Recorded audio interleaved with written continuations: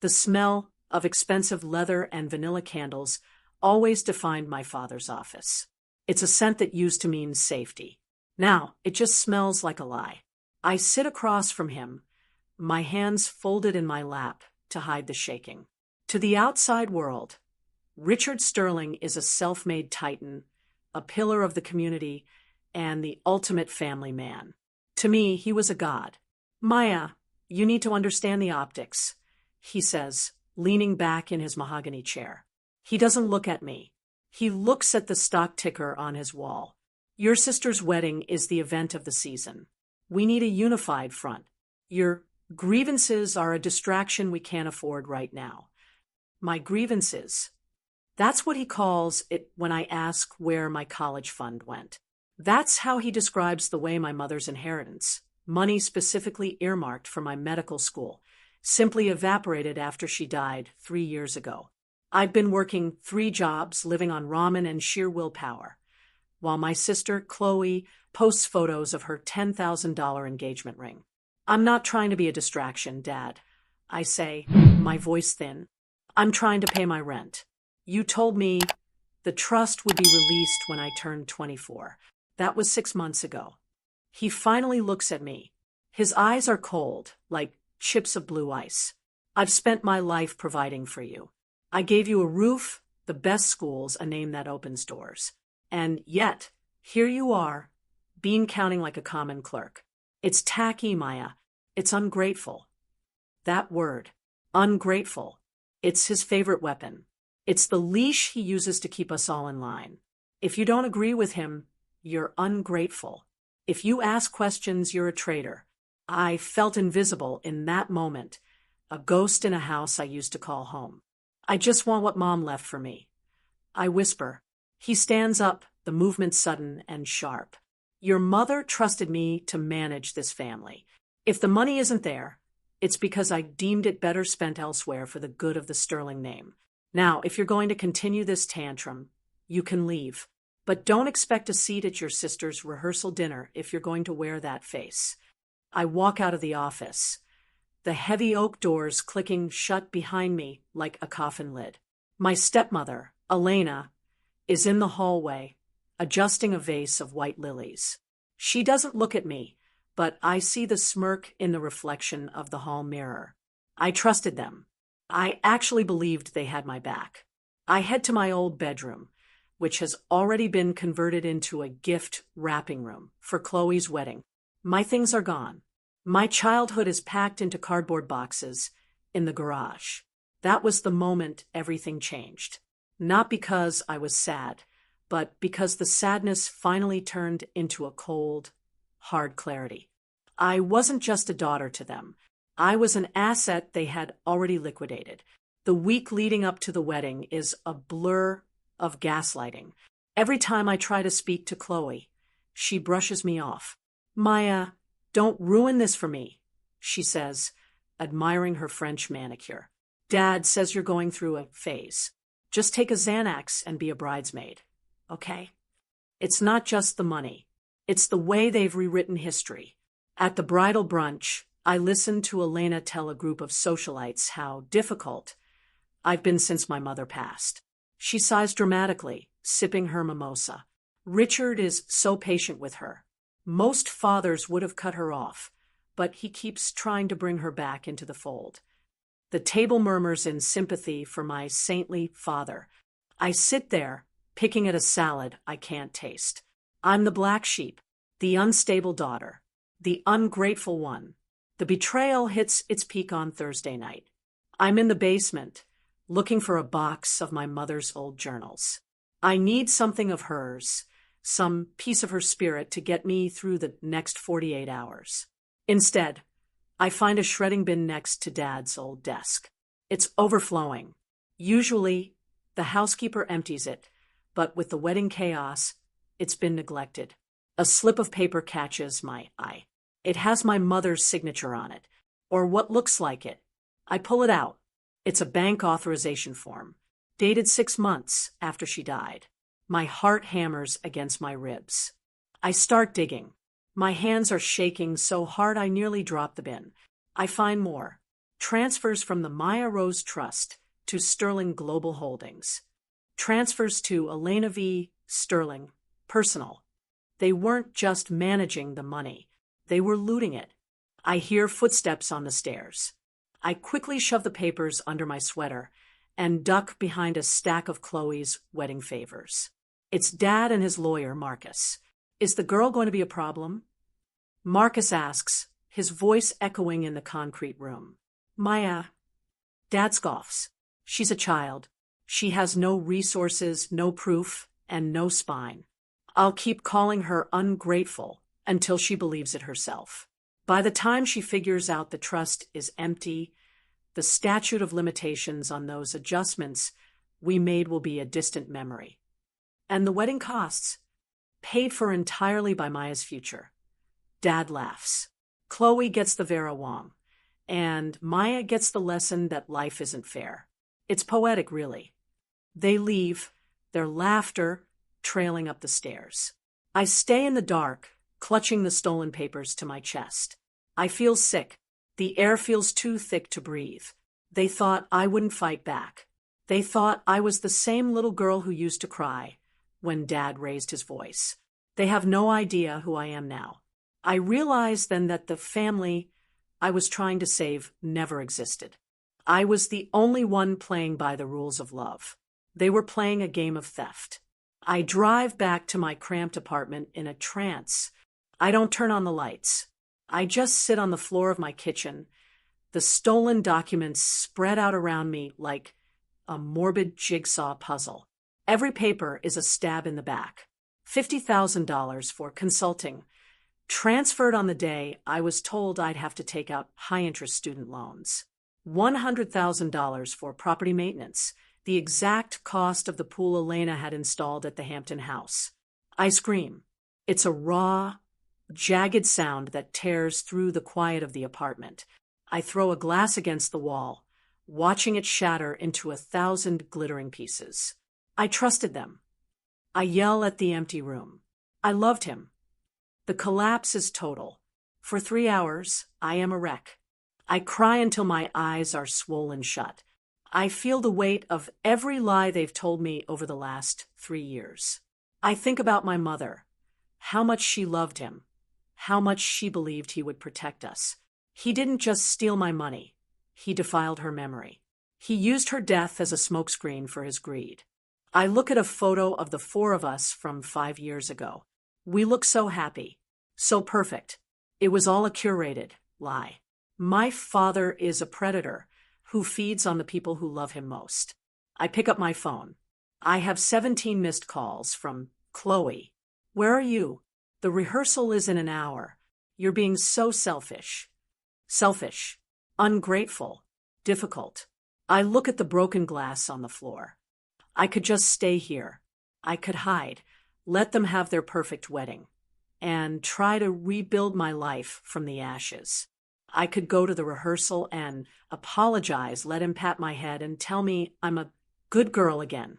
But then I see it, a small, handwritten note from my mother tucked inside one of the folders I swiped. For Maya, your independence is your greatest strength. Never let anyone take your voice. The tears stop. The shaking stops. A cold, surgical calm washes over me. I don't want an apology anymore. An apology is just more words, and words are my father's currency. I want the truth to be the only thing left standing when the smoke clears. I spend the rest of the night scanning every bank statement, every forged signature, every shady transfer. I create a digital trail that even Richard Sterling can't outrun. I'm not the victim in this story anymore. I'm the auditor. The next morning, I don't go to the rehearsal. I go to a private investigator I found online, a guy who specializes in white-collar forensic accounting. I spend my last $500 on a 2-hour consultation. This is sloppy, the investigator says, flipping through the pages. He thought he was untouchable, so he didn't even try to hide the trail. He just figured you'd never look. Can you verify the signatures? I ask. I can do better. I can track the IP addresses for the online transfers. They all come from your father's home office and his club. This isn't just a family dispute, kid. This is felony embezzlement and fraud. My heart skips. I want to wait. The wedding is tomorrow. He looks at me over his glasses. You want to make a scene? No, I say, a dark smile tugging at my lips. I want to give a toast. I spend the day gathering the final pieces. I call the bank. I pretend to be Elena. We have similar voices, and I know all the security questions. I confirm the final balance of the trust, $4.12. That's what's left of my mother's legacy, $4.12. I go to the boutique where Chloe's dress is being held. I know the owner. She's a family friend. I tell her I'm there to pick up the final invoice for my father's records. She hands it to me without a second thought. The wedding is costing $250,000.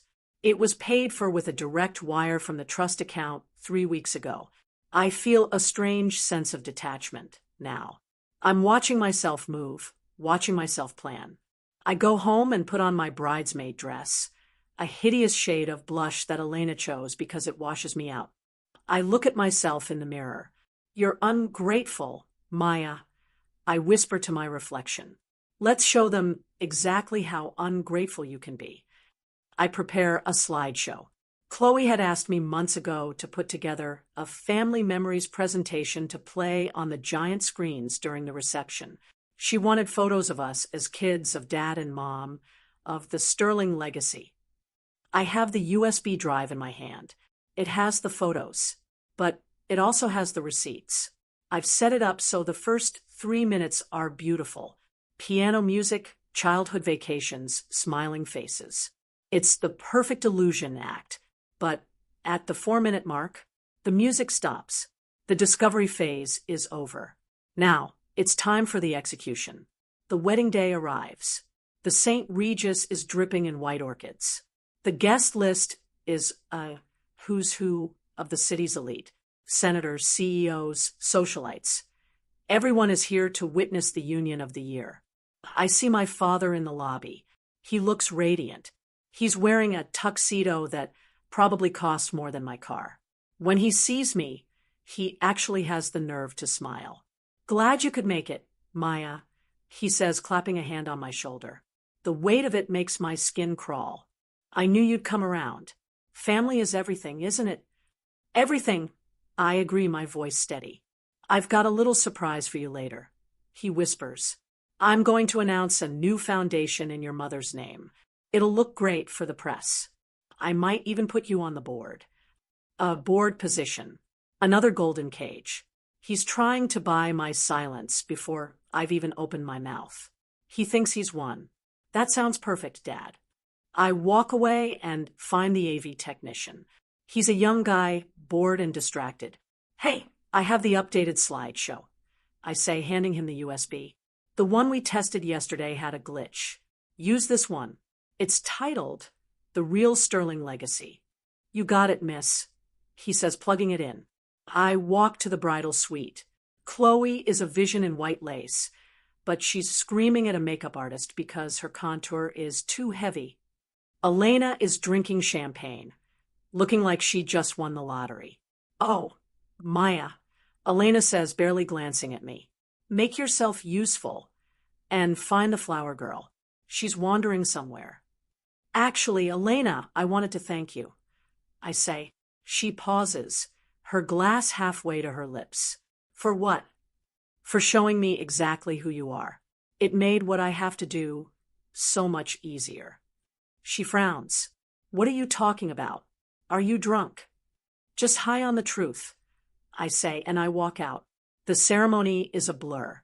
The vows are full of words like honor, trust, and integrity. I want to laugh. It's the ultimate performance art. When the priest asks if anyone objects, my heart thumps once, hard. But I stay silent. The ceremony isn't the stage. The reception is the stage. As we walk down the aisle as a wedding party, Dad catches my eye and winks. He thinks he's successfully managed me. He thinks that ungrateful daughter has been tamed. He has no idea that The receipts are already loaded into the system. He has no idea that by the end of the night, the name Sterling won't be a brand. It'll be a warning. The reception is in full swing. The champagne is flowing, and the ballroom is a sea of glittering jewels. It's time. My father stands at the head table. He taps his microphone, and the room falls silent. Friends, family, he begins, his voice booming and warm. Today is about love, but it's also about legacy. My late wife, Rose, would be so proud to see Chloe today, and she would be proud of the work we're doing to keep her spirit alive. I stand up. I don't wait for my turn. I walk toward the AV booth. Dad, before you continue, I say, my voice amplified by the secondary mic I grabbed from the bandstand. I have a tribute. I thank you for everything you've given me. The crowd turns. My father's eyes narrow. He's confused, but he's a pro. He smiles for the guests. Maya, how sweet. Please go ahead. You always called me ungrateful, I say, looking him directly in the eye. You told me I didn't appreciate the Sterling legacy. So, I decided to take a deep dive into that legacy. I wanted to see exactly how this wedding was paid for. I wanted to see where my mother's love went. I nod to the AV guy. The screens flicker to life. The childhood photos appear. The crowd, us. My father relaxes. Chloe beams. Then, the music cuts out. High-pitched feedback screeches through the room. The screen goes black. Then, a giant image of a bank statement appears. Staley Trust. Balance $4.12. The room goes silent. You can hear a pin drop on the marble floor. What is this? My father hisses, his face turning a mottled purple. This is the Maya Rose Trust, Dad, I say. Or what's left of it. Let's see where the rest went. I click a remote in my hand. The next slide is a side-by-side comparison. On the left, my mother's actual signature from her will. On the right, the forged signature on the transfer documents from 6 months ago. The gasps are audible. Next slide, I say. It's the itemized bill for the wedding. $250,000. Circled in red is the account it was paid from. The trust account meant for my education. You didn't pay for this wedding, Dad, I say, my voice echoing. I did, unintentionally, because you stole it. Shut it off. Elena screams, standing up. Security, get her out of here. I wouldn't do that, I say calmly, because the next slide is the one the IRS is going to find very interesting. An image of the Sterling Global Holdings tax shells pops up. It shows the offshore accounts where my father has been hiding his company's profits, the same accounts he used to funnel the stolen trust money. The room is in chaos. People are pulling out their phones, taking photos of the screens. The elite of the city are watching a titan crumble in real time. You ungrateful little brat, my father roars, lunging toward me. He's stopped by 2 men who had been sitting at a back table. They aren't guests. They're the investigators I called. Richard Sterling, one of them says, flashing a badge. We have some questions regarding bank fraud and embezzlement. Maybe we should take this somewhere more private. I look at Chloe. She's sobbing, her expensive dress stained with spilled wine. I look at Elena, who looks like she's trying to figure out if she can make it to the exit before the police arrive. And then I look at my father. He looks small. For the first time in my life, he doesn't look like a god. He looks like a common thief. I sent the receipts, Dad, I say, my voice a whisper that only he can hear in the proximity. Consider it my final payment for everything you gave me. I walk out of the ballroom. I don't look back at the screaming, the crying, or the flashing lights. I walk out into the cool night air. 3 months later, the Sterling name is gone from the buildings. The legacy is a case study in white-collar crime. My father is currently awaiting sentencing. Elena filed for divorce the week after the wedding, but since most of the assets were frozen or proven to be stolen, she's living in a 2-bedroom apartment, trying to sell her designer handbags on eBay. Chloe doesn't speak to me.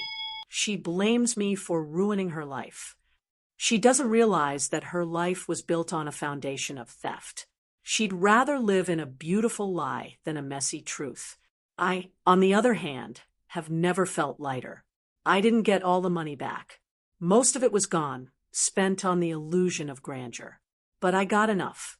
The court-ordered restitution allowed me to pay off my loans and finish my degree. I'm sitting in a small coffee shop, miles away from the St. Regis and the Orchids. I'm wearing a t-shirt and jeans. No one here knows who I am. No one here expects me to be anything other than myself. My phone buzzes. It's a message from an unknown number. How could you do this to your own blood? You're the reason our family is destroyed. I hope you're happy. I know it's him. He's using his one phone call from the holding center to try and guilt me one last time. To call me ungrateful from behind bars. I don't delete it. I don't reply. I just turn off the screen. The silence is the best thing I've ever heard. For years, I thought my value was tied to my name. I thought I owed them my soul because they gave me a lifestyle. I realized that the only person I ever owed anything to was the woman who left me that note, the woman who wanted me to be independent. I've lost the house. I've lost the status. I've lost the people who were supposed to love me. But as I look at my reflection in the window, I don't see a victim. I don't see the ungrateful daughter. I see a woman who finally owns her own life. Sometimes losing your family is the price of finding yourself.